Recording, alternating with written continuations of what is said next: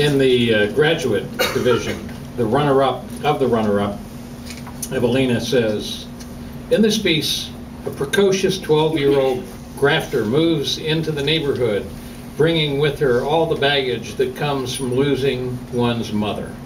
She is a survivor and a character who is able to turn this neighborhood upside down. It's a great coming-of-age moment. She speaks of the piece Girl Scouts, and the author is Alexandra Henriger. Alexandra?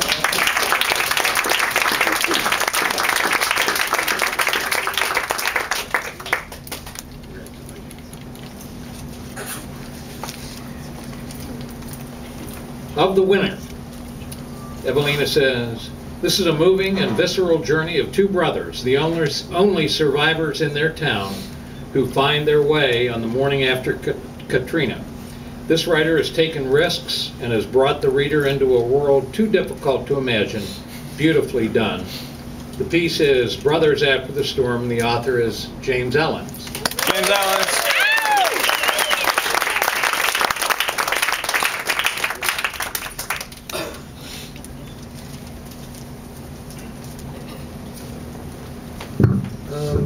The first thing I want to say before I start is I think this is my last official event as a MFA student here at FIU.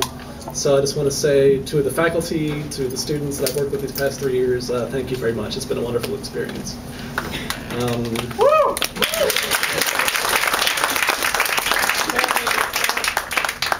Leading into the story, this story was inspired by a young man, a 17-year-old who I met in New Orleans. This is about a year and a half after Katrina. He was working as kind of a busboy in a restaurant in the French Quarter, supporting his younger brother and kind of working sometimes a couple days during the week doing community relief efforts. And he, at 15 years old, him and his brother were stranded in the swamp by the storm and had been floating around in a fishing canoe for over 2 days before they were picked up by rescue workers. This story is fictional, but I just wanted to give credit to the inspiration from a young man who did some pretty extraordinary things. The story is called Brothers After the Storm. The storm washed away the town on a Sunday. Moselle lay on the east end of Louisiana's Atchafalaya swamp basin, 50 miles south of New Orleans. Before the storm, only a dozen homes perched on short wooden flood stilts lined the lone road, and a bait shop made from rusted sheet metal occasionally drew city folks who came to see the swamps. Visitors rarely came through, and the people of Moselle preferred it that way. A census official once came to town and tried to survey the residents. The local preacher pointed a shotgun in the man's face and told him to take his briefcase and go back to Washington. The census wasn't taken, and so nobody outside of the bayou knew much of anything about Moselle, Louisiana, nor cared to. Perhaps it should have come as no surprise then, when nobody came to her rescue that Sunday night. Moselle died alone, save for the two that were spared. Before the storm, Marcus and Casey Reed lived with their father in an old home at the north end of the road that was surrounded by ancient oaks and flanked on one side by the green waters of the Atchafalaya swamp. Marcus was 15 years old and Casey only 8. Their mother had left the family for the city soon after Casey came into the world, and the father had raised them as best he could. When the waters rose that Sunday night, he rushed the boys up into the attic crawl space. The air smelled of salt as the Gulf rushed through town and turned the road into a white-capped river. Before their father could follow them up the ladder, the boys watched the floor crack and splinter and collapse into the black current. Their father fell into the water and vanished. Casey cried as the rest of the house moaned and creaked. Marcus pulled an old suit trunk over to them and emptied out the clothes. He pushed Casey inside and ordered him to stay put. Casey kept crying, but he did as he was told. Lightning exploded outside and rain assaulted the roof above them so loudly that Marcus had to scream so his brother could hear him. "Cover your ears and close your eyes," he told Casey. Casey nodded and Marcus closed the trunk. Marcus kept his body pressed against that trunk all night, and all night the storm bent and shook the house to its limits, but the walls held. The wind ripped holes in the roof and water splashed against Marcus's legs. He kept his eyes closed and pretended it wasn't real. He held the trunk so tight that his palms bled as the metal latches cut against his skin. He and his brother stayed like that in the crawl space, huddled in the corner until the winds and the rain stopped just before dawn. When light came again, Marcus tried to hear birds outside, but nothing made a sound. He looked up through one of the holes in the roof and saw sparse clouds tinged red by the morning sun. He opened the trunk and pulled Casey out, and together they crawled through the hole and onto the roof. They stood side by side and looked over the remains of Moselle, Marcus in jeans and a torn-up yellow-collared shirt, and Casey in stained khaki shorts and a white t-shirt. They were both soaked, and the water shined atop their brown skin in the early light. Marcus was tall for his age, with skinny shoulders and gangly adolescent limbs, but his little brother was stouter, and his shirt failed to cover the entirety of what their father had often called baby fat. The road and all other manner of hard ground had disappeared, replaced by a brown sea that ebbed and flowed around the great cypress trees that stood tall with battered and splintered limbs. Every structure in town was gone, except the hulks of 2 other homes, stripped of their roofs and gutted like animals, with their insides spilled into the muck, soiled sheets and ripped drapes half submerged and clinging to boards and nails. A swing set stood alone in the newborn sea, with its metal supports sticking up like rusted spires, and links of chains swayed from the high bar with a soft squeal, the swing seats missing and no doubt ripped away.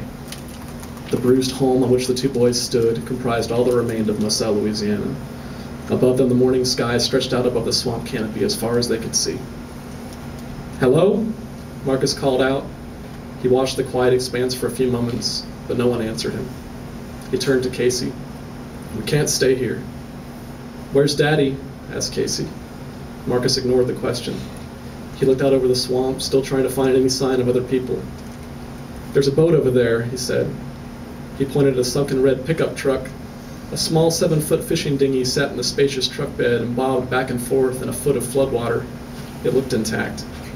Marcus approached the edge of the roof and searched for the best way to climb down. "Where are you going?" asked Casey. "You stay up here until I get that boat, you hear? Where's Daddy?" Marcus turned around and stuck a finger in his brother's face. "You shut up, okay?" he ordered. "We'll look for him. You just do as I say." Casey wrapped his arms around himself and looked down. "Just stay here," said Marcus. He went to the corner of the roof to a metal gutter that hung partially detached from the side of the house. He sat down and slowly lowered himself, gripping the gutter for support until it started to come apart. He looked down into the brown water and got wind of a faint scent of sewage or something like it. He searched for an easier way down, but there was none. Taking a deep breath, he hung down from the roof as far as he could and let himself fall into the water. The ground at the bottom still felt firm, and his toes brought up thick clumps of dirt as he took careful steps forward. The water came to just below his chest, and he kept his arms above his head, afraid to touch whatever was in the swamp with him. He waded all the way across the flooded road to the truck without stepping on anything sharp. He grabbed the latch to the truck bed and pulled it open, letting the water inside rush out and mix with the brown sea. He climbed into the truck bed and pressed the dinghy down to see if it was sturdy. It appeared to be. He got on one side and used all of his strength to tip it till the water went out. Then he let it fall right side up again. He stepped inside and sat down, and after a moment of searching the town from this new vantage point to see if he could find anyone, he used his hands to paddle his way out of the truck bed. "I can get down, Marcus," he heard Casey shout from the rooftop. "I can get down okay by myself, see?" Marcus turned around and saw Casey hanging from the same spot where he himself had gotten down from the roof. Casey's feet dangled and kicked against the side of the house, and he reached for the gutter. Marcus paddled hard to get the dinghy into the flooded road. "Casey, no!" he shouted. "Damn it, get back up there!" The gutter came apart and Casey cried out and fell into the water. He went under for a moment but quickly sprang back up, spitting out brown liquid and trying hard to swim. "I can get over there," he said. "I can do it." He made it a few feet toward Marcus and the dinghy, but suddenly he stopped and cried out in pain. "What's wrong?" asked Marcus, still paddling with his hands. Casey cried and clenched his teeth. "Damn it, I told you not to go in there," said Marcus. He reached Casey and wrapped his arms around his brother's torso. The dinghy almost capsized as he pulled Casey aboard, and when he got inside, he saw a bad cut on his little brother's right foot. Blood spilled from the gash and pooled in the bottom of the tiny boat. "Ah, damn it, Casey," said Marcus. He used his wet shirt sleeve to wipe blood from the wound, but more kept coming. "Lord knows what's down there. It's dangerous. Take off your shirt." Casey sniffled as he removed the t-shirt. Marcus used it to wrap the wound as tightly as he could. "This'll help," he said. "This'll help, I promise." Casey kept crying. Marcus slapped him on the head. "Stop crying. It's your own fault." "I want Daddy," Casey muttered. Marcus slapped him again. "Damn it, I said we were going to look for him. I told you that." "Where is he?" Marcus closed his eyes for a moment as he breathed in, and then he took a look around. They'd floated a little ways up the north, up the flooded road, and they were now beside one of the gutted homes. Marcus looked at the massive hole in the side, and amongst the torn sheets and strewn housewares, he spotted a hand sticking out from underneath a topped dresser. It was a woman's hand, with a gold wedding band wrapped around the slender ring finger. Miss Boudreaux lived in that house, Marcus knew. Lived there with her fisherman husband and a little boy named Nathan that Casey often played with. "We just have to get away from here," said Marcus, his voice hushed. "We have to find Daddy," said Casey. Marcus again looked at the hand before the dinghy drifted too far, and it slipped out of view. He wished he wanted to look for their father as badly as Casey did, but he knew not to. He'd been at the top of the attic stairs when the floor gave way. He'd seen his father plunge in and disappear so quickly that Marcus had had to stare down into the violent waters for a long time to convince himself that what he'd seen was real. "We have to head north," he said. "Toward New Orleans. It'll be better there. There's lots of people. We can get some help. But we have to find Daddy." Marcus grabbed his little brother's chin so they could look each other eye to eye. "We'll try and find him on our way out of here. If he ain't here, then he sure enough went to New Orleans. He'll be waiting for us, okay?" Casey squeezed the bloodied shirt wrapped around his foot. "He wouldn't leave us," he said, looking away from Marcus. They floated past a large stick that floated on the water, and Marcus grabbed it.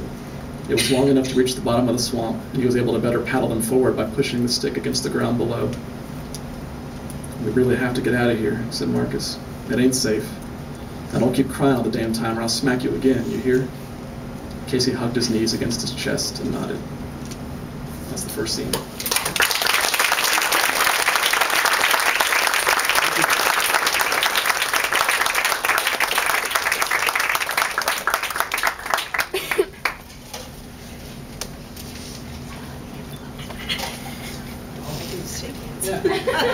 We're just going to shake hands for this category because the prize and the letters come directly from the Academy of American Poets.